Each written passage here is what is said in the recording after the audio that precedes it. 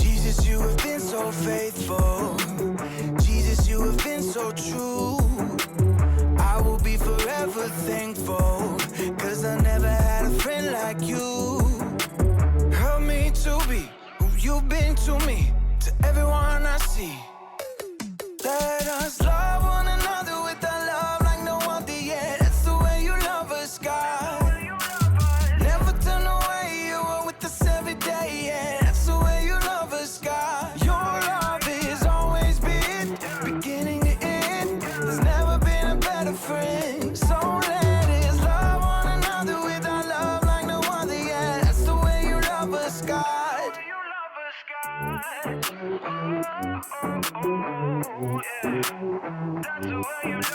You with me in the darkest valley. You with me on the mountaintop. I'm thankful that you never leave me, and that your love will never stop.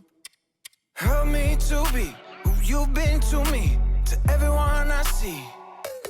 Let us love one another with a love like no other yet. That's the way you love us, God. Never turn away, you are with us every day, yeah. That's the way you love us, God. Your love has always been beginning to end. There's never been a better friend. So let us love one another with our love like no other, yeah. That's the way you love us, God. I wanna thank you for being a friend who's always by my side. I wanna thank you for the way you love me all my life. I wanna thank you for being a friend who's always by my side. I wanna thank you for the way you love me all my life. Love one another with a love like no other yet. That's the way you love us, God. Never turn away, you are with us every day, yeah. That's the way you love us, God. Your love has always been beginning to end. There's never been a better friend. So let us love one another with our love like no other, yeah. That's the way you love us, God.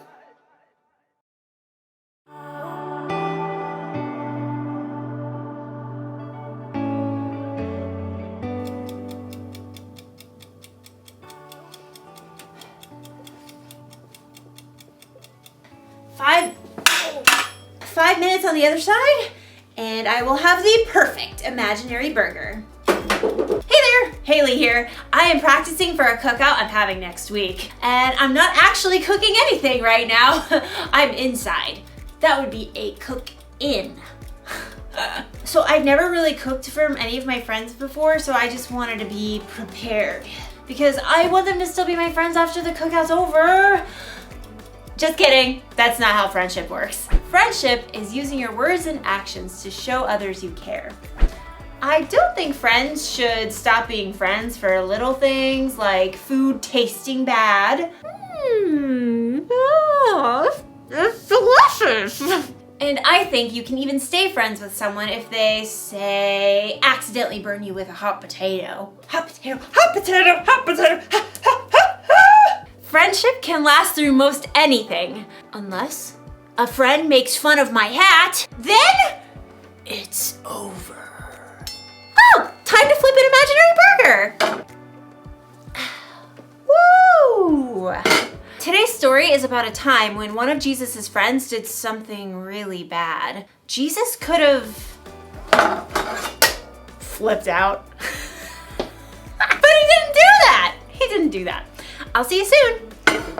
Oh, let's see. Can't turn the camera off with the mids. Sorry. The Bible. It's 66 books of history, stories, letters, and poetry that fit together to form God's one big story. The epic adventure of how He created us and loves us so much that He made a way to rescue us. As we travel through the Bible, from Genesis to Revelation, we discover people who met God and found their lives changed forever. And now for an amazing story. Inspired by the book of John, chapter 21, verses 1 through 19. Peter hauled in the knotted net yet again as the first light of dawn gleamed in the eastern sky. Empty. Not a single fish all night. Thomas shook his head. I doubt we'll catch a thing before it's time to take the boat in. John studied Peter thoughtfully. Peter, you didn't really want to catch fish anyway, did you? You just wanted to get out in the boat and do something normal. Peter shrugged, but he knew John was right.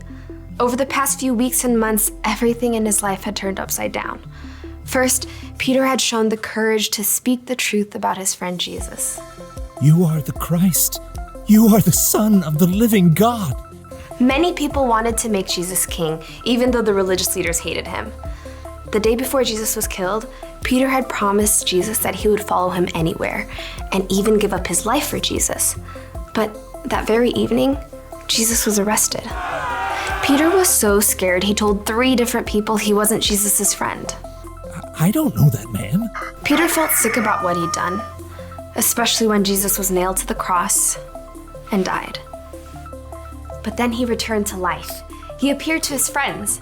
It was amazing, incredible. Everyone was excited beyond belief. Except Peter must have wondered. Is Jesus mad at me? Am I still his friend? Does he still love me? Now Peter found himself in the boat, trying to figure it all out. His fingers tightened on the wet rope as he prepared to cast the net one more time. As he glanced over on the shoreline, he saw a figure standing there. Friends, don't you have any fish? Nope, not one. Throw your net on the right side of the boat. There you will find some fish. The 7 disciples in the boat exchanged glances as Thomas laughed. I seriously doubt it. You guys have anything better to do? Let's give it a try. Together, the men heaved the heavy wet net back into the sea on the other side. Hey, I think we've got something. Bring it on in. There's 1 fish. 2 fish, A red fish. Ugh. a blue fish, and another one, and another 10. Whoa! Need some help here. The net was so full of fish, they couldn't haul it into the boat. They began towing it to shore. John gaped at the man still standing on the beach. It's the Lord. Excitement raced through Peter's veins. He was about to see Jesus again. But just as quickly, guilt gnawed at his stomach. Facing Jesus meant he had to face how he denied knowing Jesus. But it's Jesus. I've got to see him no matter what. Grabbing his coat, Peter jumped out of the boat and into the water. He half ran and half waded to the beach when he discovered that Jesus started a small bonfire. Fish and bread were already toasting over the flames. He's God's son and he's making breakfast for us. Jesus smiled at Peter. Bring some of the fish you have just caught. Yes, Lord. Peter ran back to the lapping water to help his friends haul their fish to shore. 153. You counted? Don't doubt it. Jesus gestured to the disciples to join him around the fire. Come and have breakfast. As the disciples gathered, Jesus offered them bread to eat. John whispered to Peter. This is what he did when we last ate together at the Passover meal. When breakfast finished, the disciples rose to take care of their fish. Peter found himself walking beside Jesus. There were so many things he wanted to say, but he couldn't find the words. Simon Peter, do you really love me more than these others do? Peter swallowed hard. Surely Jesus knew what he felt. Yes, Lord, you know that I love you. Feed my lambs. Peter remembered how Jesus would compare people to sheep in his stories. Peter, do you really love me? Lord, you know that I love you. Take care of my sheep. Sheep? People. Peter waited in his mind. Jesus must be telling Peter to take care of the people who had followed him. Peter, do you love me? Lord, you know all things. You know that I love you. Feed my sheep. Just as Peter denied knowing Jesus 3 times, he now confirmed 3 times that he loved Jesus. What's more, Jesus wanted Peter to go out and share that love with others. He's forgiven me, even after what I did. Peter, things are going to get even more difficult for you. You are going to be led places you do not want to go. Peter slowly nodded his head. He was willing to do anything Jesus asked of him. Follow me. Yes, Lord, I will. Because Jesus had forgiven him, Peter was now free to share the love of God with those around him. without carrying around a heavy load of guilt.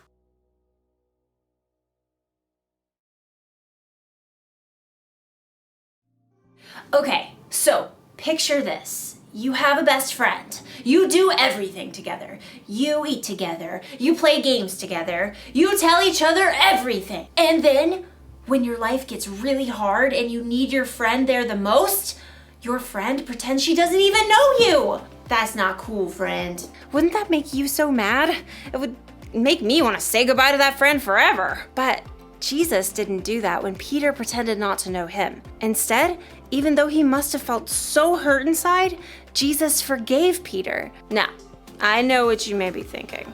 It was pretty cool for Jesus to forgive Peter like that. It was.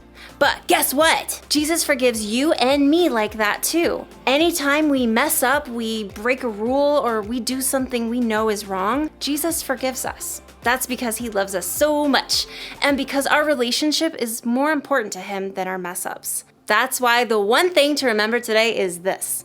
Friends, forgive one another. Jesus forgives us, so we should forgive others. Our friendships should be more important than our mess ups. I'm not saying it's easy to forgive. It's not. You're going to need God's help, but get this. When you choose to forgive, it can help you feel better inside. It can help your friend feel better inside. And it'll make your cookouts way more enjoyable. Speaking of, this imaginary corn is almost done roasting. Oh, look at that. Oh, what? Oh, this is gonna taste so good when they're real. Goodbye, everybody. Oh, again with the mitts.